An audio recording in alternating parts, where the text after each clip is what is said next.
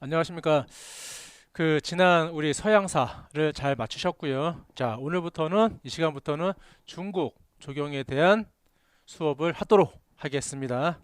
중국도 앞전에 배웠던 서양 양식하고요.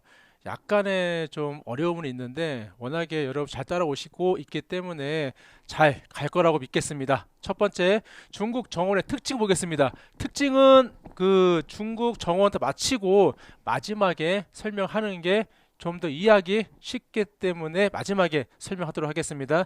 그러면은 첫 번째 섹션 2 중국 조경을 들어가겠습니다.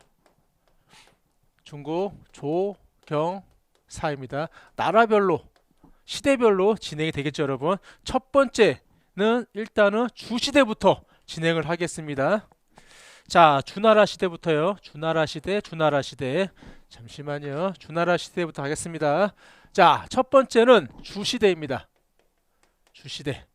주나라 시대. 첫 번째 있는 거는 영대가 있었고 영유가 있었습니다. 영대. 영대. 즉 뭐냐면은 쉽게 이야기해서 이런 연못을 만들고요.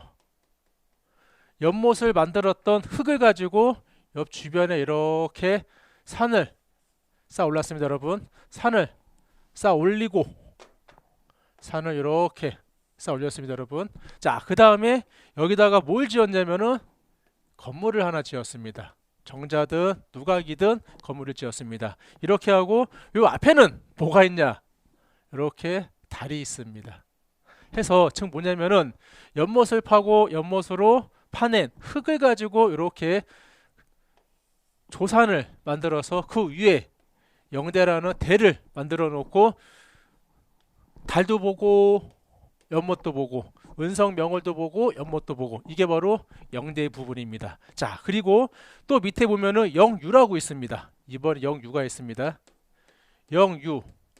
일단은 영대부터 보고 가겠습니다. 영대. 정원의 연못을 파고, 그렇죠? 그 흙을 언덕을 쌓아 올려 그 위에다가 조성한 건물에서, 그렇죠? 낮에는 조망하고 낮에는 연못을 보고 또는 옆에 수렵지가 있으면은 옆에 숲을 보고 그리고 밤에는 은성명월 즉 달을 봤다라는 이러한 내용이 되겠습니다. 거기에 나와 있고요. 자, 이렇게 해서 영대이고 두 번째는 영유입니다. 여러분이 저랑 같이 암기를 하나 하실 게 있습니다. 어떻게 암기하시냐면은 원유가 나오든 원, 포, 유가 나옵니다. 즉 여러분은 한자를 암기할 필요는 없고요. 정원 유적에 대한 부분인데 원, 포, 유 또 하나는 과체금을 외웁니다. 과체금을 지금부터 암기를 하겠습니다. 즉 뭐냐면은 원이라는 곳에는 과수를 심고요. 포라는 곳에는 채소를 심고요. 유라는 곳에는 괴수, 동물을 키웠다는 이야기입니다. 즉 뭐냐면은 영유라는 후원에 요 세 개를 했다라는 부분인데 책 내용 보시게 되면은 숫과 못을 갖추고 동물이 사육했으며 향후가 놀이터로 즐겼던 곳 대부분 후원이겠죠, 여러분. 거기에 원, 포, 유 과일, 채소, 동물을 키웠다는 기록이 남아있다라는 부분이겠습니다. 해서 주시대는 영대와 영유로 끝이 되겠습니다. 자, 그 다음에 들어가는 곳은 진시대입니다. 진시대도 그다지 중요치는 않습니다. 이 시대가 어떠한 시대냐면은 시황제에 의한 아방궁입니다. 아방궁인데 유방과 향후가 싸워서 지금은 이게 아방궁이 소실되고는 없습니다. 그런데 아방궁 어떻게 보면은 우리 전통 조경에서는 아방궁이 최초의 신선사상으로 볼 수가 있는데 현절에서는 유적지가 남아있는 게 없기 때문에 신선사상은 아닙니다, 여러분. 신선사상은 뭐냐면요 그거예요. 못을 만들고요. 섬을 만듭니다. 즉 뭐였냐면은 이 시대의 왕이 시황제가 누구였습니까? 진시황이었어요. 시황은 불로 천년 동안 살기 위해서 여러 신하들한테 불로초를 가지고 오라고 여러 가지를 해왔지만은 할 수가 없었어요. 그런데 어느 한 순간 도사가 내가 신선이 살고 있는 곳을 알고 있는데 그 곳에는 이러한 신선 사상, 곧 섬이 만들어지고 그 섬에 못이 있으면은 신선이 살고 있는 곳이다. 이 곳을 내가 아방궁에 만들어 주겠다고 이야기를 합니다. 해서 최초의 신선 사상은 원래는 아방궁에 있는 곳이 돼야 되는데 유적이 남아 있는 게 없기 때문에 안 됩니다. 그렇지만은 이때부터 신선 사상은 시작이 된 거고 이 신선 사상은 우리나라에도 영향을 주게 되는 거겠습니다. 신선 사상 즉 뭐냐면은 어떠한 못이 있고 거기에 섬이 있으면은 신선 사상인데 원래 신선 사상은 섬이 총 3개가 있어야 됩니다.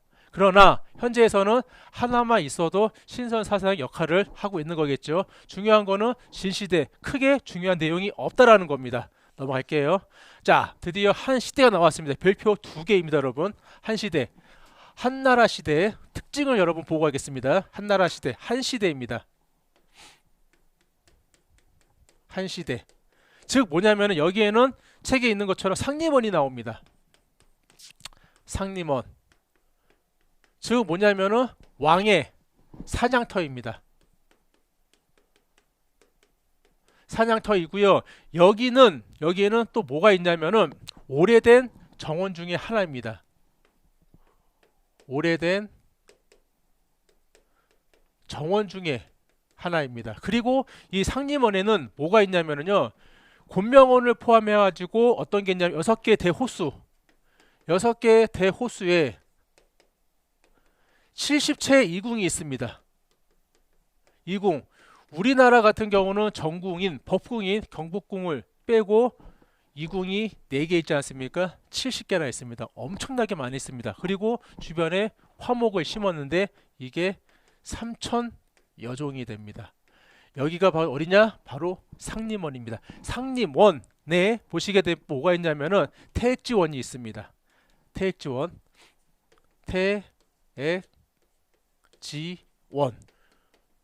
상림원은 여기에 있는 키 있지 않습니까? 사냥터, 오래된 정원, 6개의 대호수, 70채의 이공, 3,000의 여종의 수목이 있었더라. 요 키만 암기하시면 될 것 같고요. 그 다음에 태액지원은 뭐냐면은 좀 전에 우리가 진나라 시대 신선 사상이 나왔지만은 중국의 최초의 신선 사상이 되겠습니다. 중국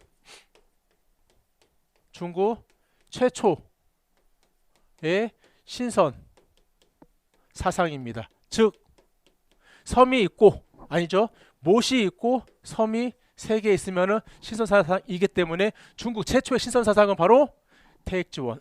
시험의 단골 문제입니다. 자, 그러면은 같이 연계해서 볼게요. 그러면은 우리나라 조선인 우리나라